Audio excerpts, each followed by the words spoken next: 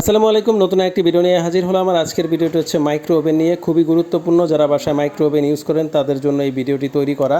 তো এই যে দেখতে পাচ্ছেন, মাইক্রো ওভেনটার যে প্লেট থাকে সেটা ভেঙে গিয়েছে, কোথাও না পেয়ে আমার কাছে আসে এবং সেটা আমি অনেক খোঁজাখুঁজি করার পরে কালেক্ট করে দিতে সক্ষম হই। আমার যারা ফ্রেন্ডস ফলোয়ার আছেন তারা নিজেরা যদি এরকম কালেক্ট করতে না পারেন আমাকে মেসেজ করে জানাবেন কী সাইজের প্লেট লাগবে, আমি আপনাদেরকে দামটা জানিয়ে দিব। আপনারা এগ্রি হলে আমার কাছ থেকে এসে কালেক্ট করে নিয়ে যেতে পারবেন। তাছাড়াও এই যে মাইক্রো ওভেনটা দেখতে পাচ্ছেন, এটার মধ্যে আগুন ধরে গিয়েছিল।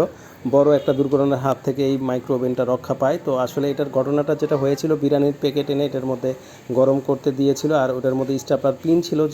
যে কোনো জাতীয় ধাতব বা লোহা জাতীয় কোনো কিছু এটার ভিতরে দেওয়া যাবে না। অনলি প্লাস্টিকের বা মেলামাইন বা কাচের যে কোনো পাত্র আপনারা এটার মধ্যে ইউজ করতে পারবেন। অন্যথায় কিন্তু আপনাদের মাইক্রো ওভেনের যে দামি একটা মানে থাকে, যেটা হচ্ছে ম্যাগনেটিক টোন বলে যেটাকে, যেটা গরম করে, যেটার সাহায্যে গরম হয়, ওটা কিন্তু নষ্ট হয়ে যাবে এবং ওটা নষ্ট হয়ে গেলে 1500 টাকা থেকে 2000 টাকার মতো আপনার শুধু খরচ হবে। তাই অবশ্যই আপনারা লোহার পাত্র বা স্টিলের পাত্র ইউজ করা থেকে বিরত থাকুন। অনায়াসে আপনার মাইক্রো ওভেন 4-5 বছরও কিচ্ছু হবে না। তো সবাই ভালো থাকবেন, সুস্থ থাকবেন। আজকের জন্য বিদায় নিচ্ছি। আল্লাহ হাফেজ। আসসালামু আলাইকুম।